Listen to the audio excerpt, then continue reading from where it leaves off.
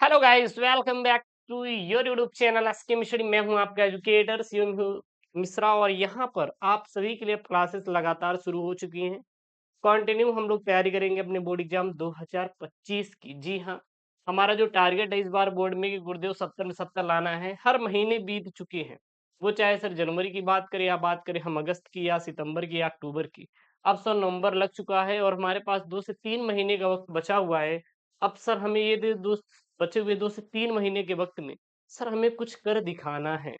हमारे जो चीज़ें अंदर है, हमारी जो क्षमता है, पूरी क्षमता लगा देंगे, अपने आप को झोंक देंगे, लेकिन हमें सर 95% सिक्योर करना है कुछ भी हो जाए। तो क्या आप कमेंट कीजिए हमारे साथ तैयार हैं? आप लोग कमेंट करिए, क्या हमारे साथ आप लोग तैयार हैं बोर्ड एग्जाम में 95 स्कोर करने का? एक बार कमेंट करिए, बिल्कुल सर तैयार है। तो आप निकाल लीजिए सबसे पहले क्वेश्चन बैंक, क्योंकि जो हम लोग सीरीज शुरू करने जा रहे हैं, बस इसी से पूरी सीरीज तो शुरू करेंगे। आप लोग क्वेश्चन बैंक खरीदे हैं, बहुत सारे बच्चे खरीद नहीं खरीदे हैं तो मैंने लिंक डाल दिया है, जाके खरीद लीजिएगा, ठीक है ना। और पेन भी मैंने कुछ सजेस्ट कर दिए अच्छे वाले, जो कि आपको मार्केट में मिल जाएंगे, और नहीं मिल रहे हैं तो आप ऑनलाइन ऑर्डर कर सकते हैं। मैंने दे दिया है बोर्ड में लिखने के लिए। तो क्वेश्चन बैंक वाले यहाँ पे मैं सारे प्रश्न लेकर आया हूँ। जी हाँ, बच्चों का बहुत कमेंट था कि सर हमारे क्वेश्चन बैंक में टिक लगवा लीजिए। तो लगा लीजिए, आप क्वेश्चन बैंक निकालिए और क्वेश्चन बैंक में आप टिक लगाइए। देखिएगा, शब्दों का हेरफेर हो सकता है, थोड़ा बदलाव हो सकता है। कहीं पर विभेद लिखिए तो कहीं पर अंतर लिखिए। थोड़ा आपको हिंदी आनी चाहिए। पता लगा आपको ये भी नहीं आ रही सर जी कि विभेद और अंतर में अंतर क्या है। अरे विभेद भी अंतर होता है, डिफरेंट होता है। और अंतर का इंग्लिश में क्या होता है, डिफरेंट होते हैं, ठीक ना। एंटोनिम सिनोनिम्स कभी पढ़े हैं? गुरुदेव कभी नहीं पढ़े हैं, ठीक है ना। चलिए, तो अगर आपको 70 नंबर स्कोर करना है तो ये वीडियो बहुत इंपॉर्टेंट है। मैं इसमें कुल आपको पूरे क्वेश्चन बैंक की बात करें तो कुल 57 टॉपिक मैं बताने वाला हूँ सर। कितना? 57 टॉपिक बताऊंगा, हर एक सिलेबस से, जो कि आपके प्रश्न बन सकते हैं। सबसे पहले आप निकालिए क्वेश्चन बैंक, और क्वेश्चन बैंक में जो पहला चैप्टर है वो आपका चैप्टर है पुष्पी पादपों में लैंगिक जनन। जी हाँ, खोल लीजिए आप लोग चैप्टर पुष्पी पादपों में लैंगिक जनन। अब इसके आप टिक लगाइए, टिक लगाइए। सबसे पहला सवाल टिक लगा लीजिए, भ्रूण कोश तथा भ्रूण कोश में अंतर। कभी कभी ये विभेद भी दे देता है। क्या दे देता है? विभेद भी दे देता है। सबसे इंपॉर्टेंट वाले मैं टॉपिक लगवा रहा हूँ, टिक ना। तो लगा लीजिए भ्रूण कोश तथा भ्रूण कोश में अंतर, ये टिक लगा लीजिए क्वेश्चन बैंक में। दूसरा सवाल, भ्रूण कोश क्या है? भ्रूण कोश क्या है? या फिर आपके क्वेश्चन बैंक में देगा कि भ्रूण कोश पर टिप्पणी कीजिए। क्या करिए? भ्रूण कोश पर टिप्पणी कीजिए। तो आप टॉपिक क्वेश्चन बैंक से लगा लीजिए। और भ्रूण कोश के प्रकार के बारे में अगर आपको क्वेश्चन बैंक में कहीं लिखा हुआ है तो उसको टिक लगा के पढ़ लीजिए, ठीक है ना।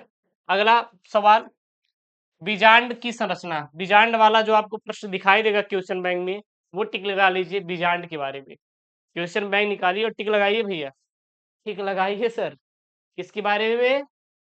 बीजांड की संरचना का सचित्रण। उसके बाद लघु बीजाणु धान का निर्माण और गुरु बीजाणु जनन के बारे में टिक लगा लीजिए। किसके बारे में? लघु बीजाणु धान का निर्माण और गुरु बीजाणु जनन के बारे में टिक लगा लीजिए। जहां पे प्रश्न में अगर लघु बीजाणु धान का निर्माण और लघु बीजाणु जनन दिखाई दे रहा है, टिक लगा लीजिए। द्विबीजपत्री भ्रूण का परिवर्धन के बारे में टिक लगा लीजिए। बीजांड का परिवर्धन तथा गुरु बीजाणु जनन के बारे में टिक लगा लीजिए। ये जो क्वेश्चंस मैं आपको बता रहा हूँ, ये क्वेश्चंस आपको टिक लगा लेना है। उसके बाद परागण क्या है, परिभाषा। कोई क्वेश्चन ऐसा है तो टिक लगा लीजिए।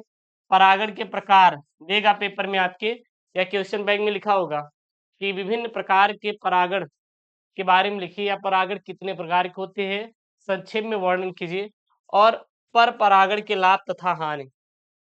तो ये आप टिक लगा लीजिए। तो ये हो गया सब पहला चैप्टर, ठीक है ना। अपने आप क्वेश्चन बैंक में टिक लगा लीजिएगा। दूसरा आप चैप्टर खोल लीजिए अपने क्वेश्चन बैंक में, वो क्या? मानव जनन। कौन सा सर खोलेंगे चैप्टर? मानव जनन खोल लीजिए। चलिए टिक लगाइए। पहला, अपरा की परिभाषा और अपरा के कार्य, टिक लगा लीजिए। अपरा की परिभाषा और अपरा के कार्य टिक लगा लीजिए क्वेश्चन बैंक में। मजा आएगा इस बार, मजा आएगा। अगला है पुरुष के जनन तंत्र का स्वच्छ एवं नामांकित चित्र। जो पुरुष का जनन तंत्र है, नर जनन तंत्र है, उसका आपको क्या करना है? टिक लगा लेना है। पूरा विस्तार से एकदम पढ़ना है, मन लगा के पढ़ना है। पुरुष के साथ साथ गुरुदेव मादा भी आएगी, तो मादा का जनतंत्र एवं नामांकित चित्र वाला प्रश्न को टिक लगा लीजिए। उसके बाद युग्मक जनन वाला टिक लगा लीजिए और इसका आप लोग नामांकित चित्र द्वारा प्रदर्शित कीजिएगा कि युग्म जनन क्या है और मानव में अंडाणु जनन की प्रक्रिया का सचित्र वर्णन। अंडाणु जनन क्या है? अंडाणु जनन एक अलग से टिक लगा लीजिएगा। इसी में कौन कौन सा? शुक्राणु जनन, शुक्राणु जनन टिक लगा लीजिएगा। और किसके बारे में? वृषण के बारे में। और कौन सा? वृषण वाला पढ़ लीजिएगा, वृषण वाला दिया रहेगा वृषण। और इसके साथ साथ एक और है स्पर्म, किसके बारे में? स्पर्म वाला आप लोग पढ़ लीजिएगा, ठीक ना। शुक्राणु के बारे में पढ़ लीजिएगा। अगला चैप्टर आपका जनन स्वास्थ्य। जनन स्वास्थ्य में यार एक बार आप झांक लेंगे तभी तैयार हो जाएगा, नहीं तो ये 2 प्रश्न आप टिक लगा सकते हैं। आईवीएफ तकनीकी के पर टिप्पणी कीजिए और जनसंख्या विस्फोट एवं निवारण पर निबंध लिखिए। ये 2 क्वेश्चन आप लोग टिक लगा लीजिए। अच्छा, पेपर में ये भाषाएं बदल जाती है, कहीं टिप्पणी कीजिए, कहीं पर वर्णन कीजिए, कहीं पे ये चीजें आ जाएं, तो दोनों सेम टू सेम है। केवल ये देखा करिए, आईवीएफ तकनीकी, पात्र निषेचन, जनसंख्या विस्फोट, आपको ये देखना है। इतना समझदारी कम से कम आपके अंदर पैदा करनी पड़ेगी, ठीक है ना। अगला है वंशागति। कौन सा चैप्टर है? वंशागति तथा विविधता के सिद्धांत।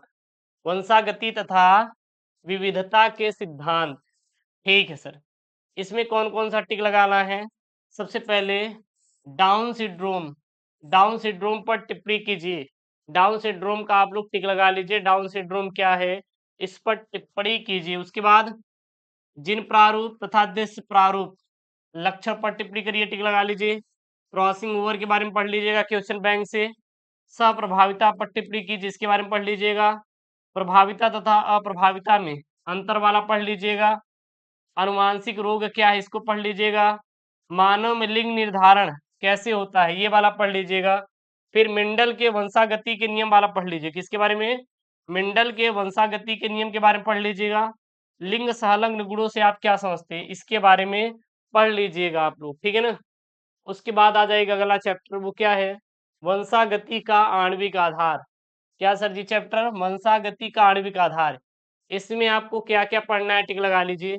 सबसे पहले डीएनए तथा आरएनए में अंतर वाला टिक लगा लीजिए। फिर डीएनए उंगली छाप फिंगरप्रिंटिंग और इसकी उपयोगिता पर प्रकाश डालिए। मानव जीनोम प्रोजेक्ट के बारे में पढ़ लीजिएगा। डीएनए की संरचना के वाटसन एवं क्रिक मॉडल को उपयुक्त चित्र बना के समझाइए और इसके कार्य का वर्णन करिए, ये टिक लगा लीजिएगा। कार्य के आधार पर आरएनए के कितने प्रकार होते हैं, वर्णन कीजिए, टिक लगा लीजिए। अनुलेखन पर विस्तृत टिप्पणी कीजिए, टिक लगा लीजिए। अनुवांशिक कूट क्या है, इसकी मुख्य विशेषताओं का वर्णन कीजिए, तो यह वाला आप लोग टिक लगा लीजिए, ठीक है ना। अगला आ जाइए विकास चैप्टर। तो विकास में कौन कौन सा पढ़ना है? जीवन की उत्पत्ति के बारे में पढ़ लीजिएगा, टिक लगा लीजिए। जैव विकास एवं जैव विकास के प्रमाण के बारे में पढ़ लीजिएगा। डार्विन का योगदान, हार्डी-वेनबर्ग सिद्धांत, अनुकूली विकिरण के बारे में पढ़ लीजिएगा और मानव का विकास के बारे में टिक लगा लीजिए पेपर में। उसके बाद अगला आ जाइए, क्या जाएंगे हम लोग? मानव स्वास्थ्य तथा रोग। इसमें कौन कौन सा पढ़ेंगे? अल्कोहल, ड्रग्स के दुरुपयोग पर टिप्पणी कीजिए, इसको टिक लगा लीजिए। प्रतिजैविक से आप क्या समझते हैं, किन्हीं 2 प्रतिजैविकों के नाम लिखिए, ये वाला टिक लगा लीजिए क्वेश्चन बैंक में। फिर मलेरिया रोग के रोगजनक रोगवाहक लक्षण एवं उपचार लिखिए, इसको टिक लगा लीजिए। टाइफाइड का कारक लक्षण तथा रोकथाम के उपाय लिखिए, ये वाला टिक लगा लीजिए।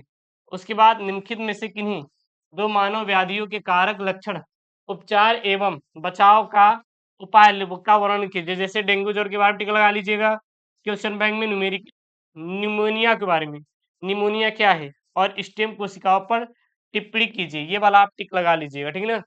अगला चैप्टर आ जाइए, मानव कल्याण में सूक्ष्म जीव। इसमें कौन कौन सा टिक लगाएंगे, ध्यान दीजिएगा। जैव उर्वरक क्या है, कृषि में इनका क्या महत्व है, टिक लगा लीजिए। अगला बायोगैस क्या है, ग्रामीण क्षेत्र में बायोगैस के 2 उपयोग बताइए, ये भी टिक लगा लीजिए। उसके बाद है जैव प्रौद्योगिकी सिद्धांत एवं प्रक्रम, इस पे आप टिक लगाइए। कौन कौन सा पढ़ना है सर? पहला पढ़ना है डीएनए लाइगेज पर संक्षिप्त टिप्पणी कीजिए। पीसीआर पर टिप्पणी कीजिए, प्लाज्मा वेक्टर पर टिप्पणी कीजिए। ये वाले आपको पढ़ लेना है क्वेश्चन बैंक से, ये वाले पढ़ लेना है क्वेश्चन बैंक से। जो भी आपके पास क्वेश्चन बैंक होगी, बहुत सारी क्वेश्चन बैंक मार्केट में आती है, आप लिए ही होंगे, पढ़ लीजिएगा। उसके बाद है जैव प्रौद्योगिकी एवं उसके उपयोग। इसमें कौन कौन सा पढ़ना है? जैव प्रौद्योगिकी किसी क्षेत्र में उपयोग लिखिए, बेटी कपास पर टिप्पणी लिखिए, बायोपायरेसी पर उदाहरण सहित टिप्पणी लिखिए, जैव प्रौद्योगिकी का मानव स्वास्थ्य के क्षेत्र में अनुप्रयोग लिखिए। उसके बाद है पुनर्संयोजक डीएनए प्रौद्योगिकी क्या है? आनुवांशिक अभियांत्रिकी के मानव हित में 4 अनुप्रयोग लिखिए और मानव इंसुलिन पर टिप्पणी कीजिए। ये वाला टिक लगा लीजिए। उसके बाद अगला आपका जो चैप्टर है, टिक कर लीजिए, जैव विविधता तथा संरक्षण। ये वाले चैप्टर में क्या क्या पढ़ना है? IUCN तथा WWF का पूरा नाम, टिक लगा लीजिएगा क्वेश्चन बैंक में। संकटग्रस्त वन्य प्राणियों से आप क्या समझते हैं, संक्षेप में वर्णन कीजिए। तप्त स्थल हॉट स्पॉट पर टिप्पणी कीजिए और जैव विविधता की परिभाषा लिखिए। तो ये आप जो क्वेश्चंस हैं आप टिक लगा लीजिए, पेपर में संभावित है आने का, और ये आपके क्वेश्चन बैंक वाले सारे प्रश्न मैंने दिया है, आप टिक लगा लीजिए, पढ़ लीजिएगा। कोई इशू हो तो कमेंट बॉक्स में छापिए, मैं आपके साथ हूँ। अब हम बैक टू बैक क्लासेस करेंगे, लाइव भी करेंगे और अपलोड भी करेंगे। जो जैसा हो पाएगा वैसे मैं आपको क्लासेस प्रोवाइड करूंगा। तो मिलता है नेक्स्ट वीडियो में दोस्तों। थैंक यू, जय हिंद, टेक केयर, बाय बाय।